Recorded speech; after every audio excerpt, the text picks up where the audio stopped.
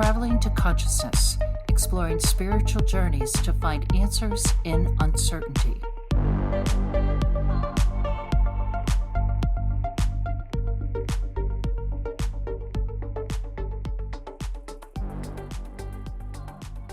What is up, conscious monkeys? Welcome back to another episode of Traveling to Consciousness. As always, I'm your host, Clayton Cuteri, and in today's podcast, we are going to be discussing growth.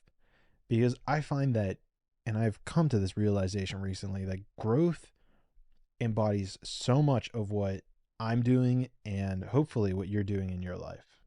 Let me explain. So when we look at growth, just from a personal, a spiritual need, it's quite frankly the driving catalyst that pushes us to become better. It's the force behind the scenes that is driving us to make something that's better out of reality, making you better out of reality. Because I know if you're anyone in the entire world, hopefully, especially if you're listening to this podcast, your life is hopefully better than what it was maybe 5 years ago, maybe 10 years ago. And if it's not, and here's an important thing too, is if it's not, maybe you just objectively haven't decided on how you want your life to be better. Because I know that we're very pessimistic creatures, and whether we've been trained that way from birth, which is most likely, the programming we get from the news, the media, whether it's a factor of our genetic makeup as humans that we've been trained in to see fear, whatever it is, the one thing we can agree upon is that we look out for things that are negative. So what I would venture to guess is when I made that little intro that you're better, your mind went straight to negatives, thinking about how your life is actually worse than what it was a few weeks ago, a few months ago, maybe a few years ago. And if that's the case, then I would challenge you. I would challenge you to ask yourself if you actually have metrics or certain areas of life where you do want to improve. Maybe it's podcast downloads. Maybe it's monetary income. Maybe it's relationship goals. Whatever that is, you have to figure out that base rock, that bedrock, that place where you want to start from and then move forward. Because if you don't have that thing, if you don't have that ultimate delineation of success, the metric of success, then you're spiraling nowhere. You're going to be in a loop of chaos and at the whims of fate. And not just fate in general is your fate, but the fate of other people. They're the ones who are going to decide your fate. And the reason, and this is where it ties in so deeply to politics, is I started upon this journey, as I know many of you have been following to this point, which bless you, God bless you if you have, is I was tired of other people deciding my fate. Looking at the political options that we've had for the last, I don't know, at least all of my adult life, and thinking these are the lesser of two evils, or even thinking, man, we really got to make sure we vote for the right person this year, because if it doesn't happen this year, then the next 4 years we won't have a country. I mean, how many times have you heard that? And so I say this because I really want to encourage you to take control of your life. Because if you don't have that metric of like what is considered better, you're going to be spiraling. You're not going to make progress of to what's better. And even as like the next step to this, you have to realize that it's not going to change overnight. You have to take daily steps and daily increments. And hopefully this is something that I can at least lend to you guys as a perspective. I don't know if I've talked about it. I can't really remember if I talked about it too much on the podcast, but if you follow me on LinkedIn, I'm sure you can see this. Right now, I am the CEO/founder of 4 or 5, I think, different companies at this point, completely independent of the podcast. I've got the podcast going on. I'm the Secretary General of the American Congress Party. I'm running for Congress. I'm doing all these things, and I've made a post about this as how that's doable, how that's even imaginable. And the honest answer is just doing a little bit every day. I have a list of about 20 to 30 things that I do every single day. And that's from working on each of the companies, doing certain research so that I can learning about leadership, learning about history, working out.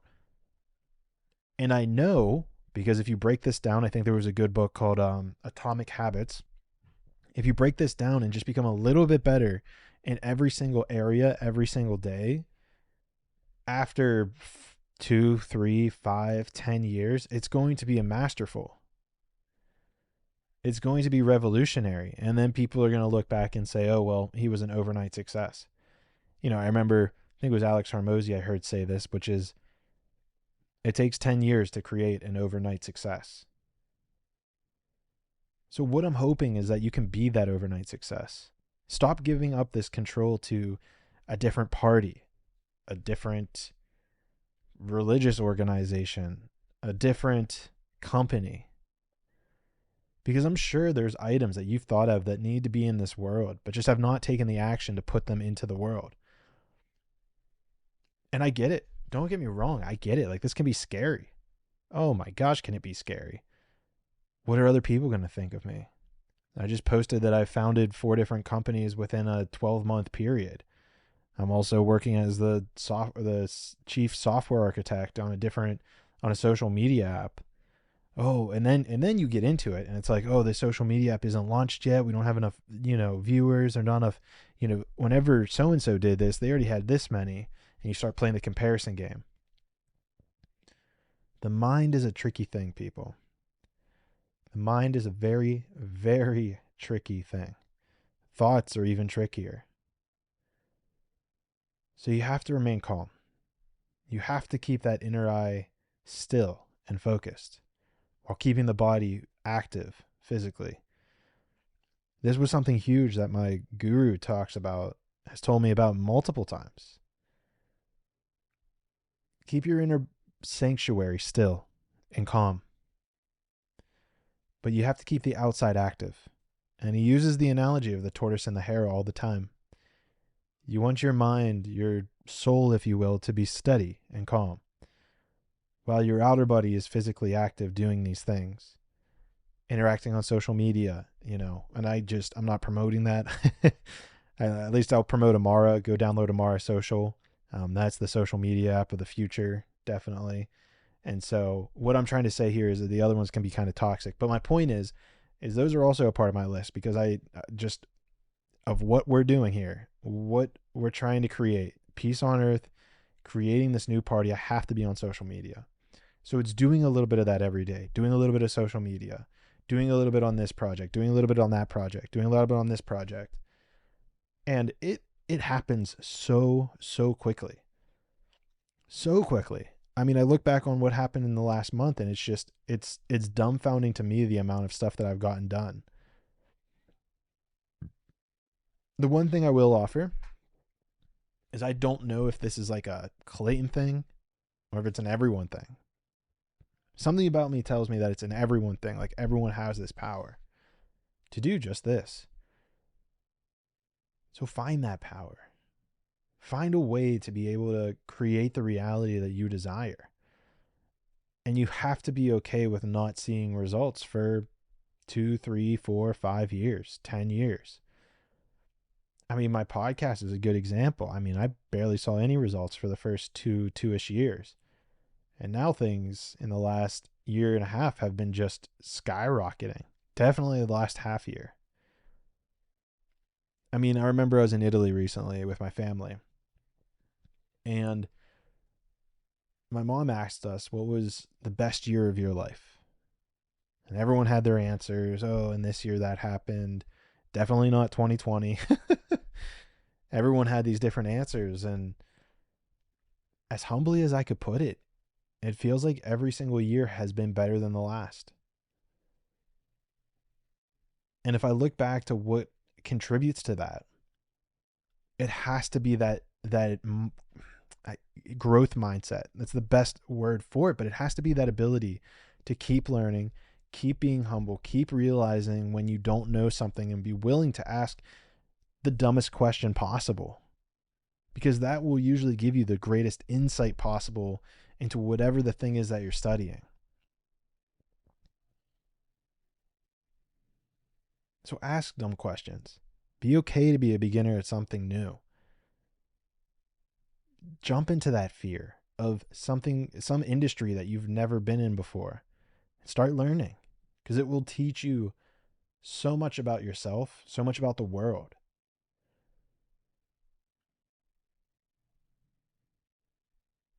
And this is really how I feel even about American Congress Party. I mean, you look at how many things that these politicians are talking about that people, they care about, but it's manipulated. It feels manipulated in a way. You know, I know you've heard me say this 1,000 times, but the most recent, I mean, the most perfect example is when we're talking about Israel and Palestine. You know, you have one side that wants Hamas to take over America. At least that's the protesters that decide to protest and say, Hamas, America's dying. Let's take over. Hamas should take over. Bring Palestine to America. And then you have the other side, you know, glorifying Benjamin Netanyahu. And you look at both sides and you're like, there's something wrong here. It doesn't make sense. Like, what am I not seeing? Am I crazy? Because like, this doesn't make sense what I'm seeing laid out in front of me. And that's until you get the right perspective. That's when you start learning, when you start asking the questions of what is it that I'm not seeing? And the answer is that they're both right and they're both wrong. Because we have to care about the innocent people. What happened in October, whenever the Hamas invaded Israel, was horrific. It should never be done. Should never be done in a million years. But that doesn't justify what Israel has been doing over the last, I don't know, how long has it been? Almost a year now? 10 months? It's like the best analogy I've even thought of this actually today whenever I was working, is imagine you have a best friend and one of his neighbors comes into his house, does horrific things to his family, ultimately, you know, as the worst things you could possibly imagine. And then your friend decides that he's going to go and just do that to every single neighbor, everyone in the neighborhood, because one neighbor did it.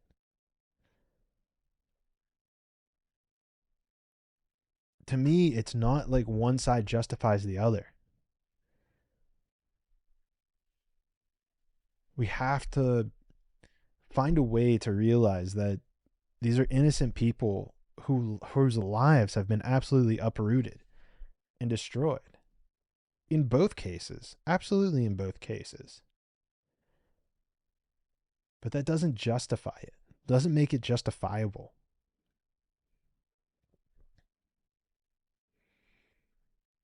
And so I say all of this because you don't find new perspectives by listening to the same sources. You don't find new ideas by burying your head in the sand. You have to actively pursue and ask questions. And I get why people don't do it. I completely understand. It's very, very uncomfortable. It's a very uncomfortable act to think, maybe I don't know everything. It's a very uncomfortable act to say that you might be wrong about something. Heck, I get it. I have ego. My ego still exists. I feel it every time I have to say, oh, I was wrong about that. And it prevents you from making mistakes. And this is a big thing I've learned recently, is that ego always wanting to be right will prevent you from making mistakes. But you ask anybody, mistakes are how you learn, how you become better, how you improve, how you live life. It's a part of life. So we have to find a way to become better, to grow, because it becomes a butterfly effect. When you become better, the world literally becomes better. Like, I know whenever People say like you improve yourself before you can improve the world. I completely agree. But you are a part of the world. Infinite everything includes you. So without you, there wouldn't be everything because you wouldn't exist. So if you literally get better, then the entire whole gets better. And don't think that you have to jump all the way to starting 4 businesses, working out every day, starting a nonprofit, running for Congress.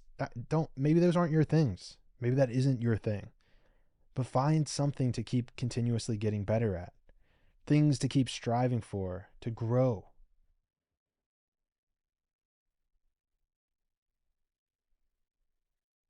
Because I've said this before. I've said this so many times too. I don't know if I've said it, how many times I've said it on the podcast, but even if I win, right? First of all, this is a long-term game. If you haven't picked it up yet, we've got a long-term vision here. So American Congress Party is a long-term game, right? Right now, the whole goal is to just get the idea out here. But if I win, if I get into office, if we get our first American Congress Party member into the U.S. House Representatives, which I think can be done. But if that's done, I'm going to need so much more help. You think the people in Congress right now are going to pass a bill talking about wanting to have clean food, allowing it to stop poisoning the earth? Do you think they're actually going to reduce our taxes? You think that's what Nancy Pelosi, Chuck Schumer, Mike Johnson, do you think those career politicians, they're going to reduce your taxes? Me as one U.S. House representative, maybe. I don't know. Maybe. I'm not trying to be pessimistic about this, but I'm almost trying to be a little bit realistic, right? And maybe it's not you running for Congress, but you influencing someone who runs for Congress, or you influencing your politician to join on board with these ideas. Because everybody is welcome. If any of these current politicians want to join the American Congress Party, I'm sure many of them will once they start to see American Congress Party rising up, getting power, getting support from the people. I mean, you think that Congress is going to want to make medication free, reduce the cost of those, stuff that the American people want. You think they're going to stop funding wars in foreign countries for the military industrial complex? Maybe. Maybe. I hope so. I really, really hope so. I mean, I've been studying persuasion skills. So maybe I can persuade a couple of them. I'm not going to say anything's impossible. I mean, heck, there's one thing I've learned. There's one thing I've learned over the last 3-4 years is that nothing's impossible. Nothing is impossible. So maybe, maybe I can. But I need your help. I need you to be the best version of you that you can be. Because I know, and I can just say this as a matter of fact, I know I was running before, I don't know, maybe before, like as of 6 months ago, I feel like that Clayton was running at maybe 25% capacity of what I'm doing now. Like me at 100% 6 months ago would be me at like probably like 15% now. And that's not just growth, even. That's having a vision for how you want to make the world a better place. Because that's what's motivating me beyond anything else. Could you imagine people being in power who actually cared about the individual, who cared about the people struggling at the bottom, who cared about the lower class, who cared about the middle class, who cared about helping the lower class get into the middle class, who cared about these things? Could you imagine that? Like, that's literally what motivates me. That's why I've been putting in 16-hour days. And I'm trying to say this as humbly as possible. I mean, maybe I feel like I'm trying to say this as a testimony to what you can do. And I don't want to lose sight of that. I don't want this to seem like, oh, Clayton's just bragging. Because it feels like that to me. Because if I was me 6 months ago hearing Clayton talking about this, I'd be like, he's bragging. Maybe he's lying. Maybe he's making stuff up. But legit, to me now, today, it feels empowering. And I want you to feel that for yourself. And it's not like a weird power, like it's a weird thing that gives me power, is like trying to help you get power. So I don't know. There's probably something psychological there with that, but the point that I'm trying to get at is just that you have to grow. If you're not growing in life, well, you're going to feel stagnant. Maybe you don't want to grow. But the problem is that the world doesn't become better because of it. You have to take risks.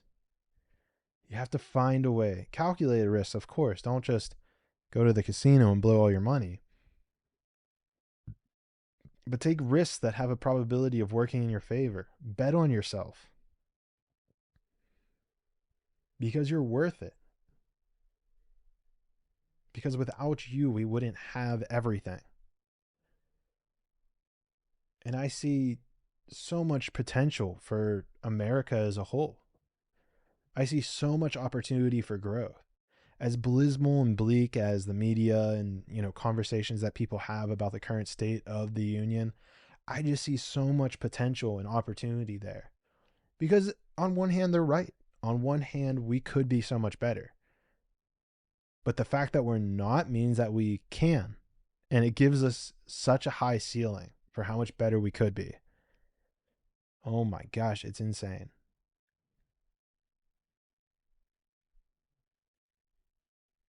We just have to put the American citizen first.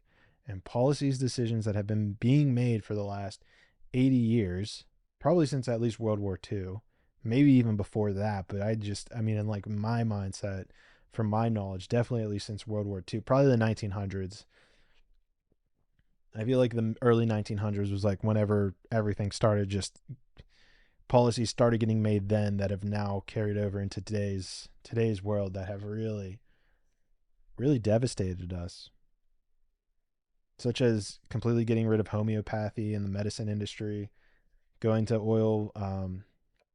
oil-based chemicals, petrochemicals, using herbicides and pesticides on our food, not giving proper education, because right now what's being taught in school is slave education. I don't know how much research you guys have done into this. I haven't talked too much about it. I know I talked about it in an earlier podcast, but the slave education that's being taught in school, not being taught how to contest with the world. Contest doesn't seem right. But how to be a human, how to be a sovereign individual. We're taught how to take orders and get some money for taking orders. That's why they sit us in rows. That's why they have a bell. That's why there's one person at the top talking. That's why you have to raise your hand to ask a question. That's why you need a hall pass to go to the bathroom. It's not enlightened education. It's not spiritual education. And I don't even say spiritual in that case as like woo woo, but just like interacting with the world, understanding the ability to garden, understanding finances. These things, my gosh, these things, we would be so powerful as a people. America would be the most powerful country in the world if everyone understood those principles. And then at that point, if we could teach everybody in the world, like, I don't know if there's extraterrestrial life. I'm pretty sure there is. I'll be honest. I'm on team ET for sure. But like, we would definitely become very quickly the most powerful planet in the universe. Unless they already know that. They actually might already know this education. So then once we teach our people, they'd be like, oh, okay, cool. You guys finally figured out how to not be slaves to a system. So we actually might get invited to their federation or whatever it is. Who knows? Their galactic their galactic species. But how cool would that be? And all you have to do is just become 1% better every day. Take one off day. I take like one off day. Sometimes it's like kind of hard to shut it off for like completely for a day, but I'll usually take like one off day where I'll just answer texts and like emails from, people about businesses and stuff, but I won't like actively pursue stuff to let, just let like the energies refresh, if you will.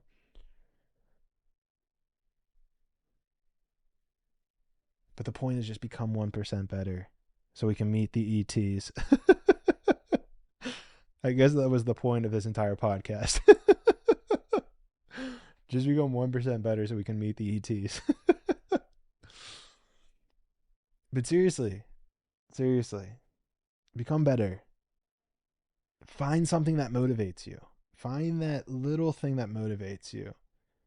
For me, it's world peace. For me, it's creating world peace. I look out and I see all of, I don't know, I think it's like my inner eye or intuition, because intuition's a real thing. That's a whole different podcast. If you're not onto intuition, you might not be at this podcast. But just my intuition can just feel that we have the resources, we have the technology. Peace is possible. Ending world hunger is possible. Intelligent education is possible. All of these things are 100% possible. We just don't have leaders who want that. It like, and I don't know if they just like consciously don't want it. I don't know if it's subconscious. We can get into like whatever theories we kind of want to go about here. Maybe it's conscious, maybe it's subconscious, but the point is that they don't have that vision. I don't hear anyone talking about like a vision to get there. Like we keep arguing over the same stuff we've been arguing about for the last 50 years.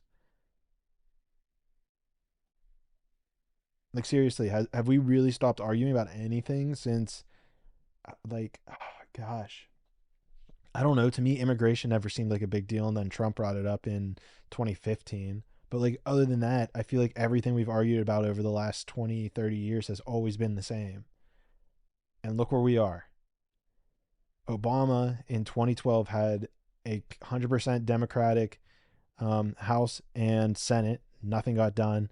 Trump had a completely Republican Congress whenever he got into office. Nothing got done. So I'm sorry, but I don't see any of these people doing what's in the best interest of we the people. I don't see it. I don't. I don't. You can shoot me, quote unquote evidence, but I don't. And I think, I don't think it really takes too much to look at that. I mean, look at how much money everything's costing. Just open your eyes and look around you. Turn off the news. Don't listen to the news. Just look around you. Everything is great. Don't get me wrong. We're a very peaceful place. But look at everything. Look at the prices of things. Look at the way that some people act. I think a lot of people have become nicer in some ways, but I think there's a lot of tension that has been created in people's minds from all of this, just everything that has been done.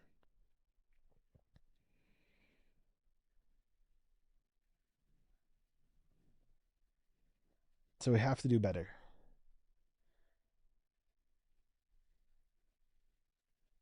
We have to do better. Just a little bit every day. That's all you have to do. All you have to do. If you don't know how to do anything better, shoot me a message. I can try my best to help you. To the best of my ability, I will. If you want to support, the easiest thing you could do is follow the socials. Another super easy thing is to change your voter registration so you're registered with the American Congress Party. That's super powerful because we're talking about like butterfly effects and energy. If you get, just a certain number of people, it'll create a chain reaction that everyone will just be like, oh, like sick. You can share this podcast if you enjoyed it. I enjoyed it. I thought this was a great podcast. But I enjoy you guys. I'm very grateful. I see the numbers and I can tell there's like a core group of you guys, a very solid core group who show up to every single one within a week or so. So that's really amazing and very humbling from my perspective. So I really do appreciate you guys listening, and I'm gonna do the best I can. That's my promise to you. I try not to make promises. I really don't, but when it comes to world peace, I can definitely promise you I will do the best I can in everything to achieve that. So with that being said, I appreciate all of you guys. Thank you so much for being here. Hope you guys enjoyed. And if we don't see each other in this dimension, then I know for sure we'll see each other in the 6th dimension.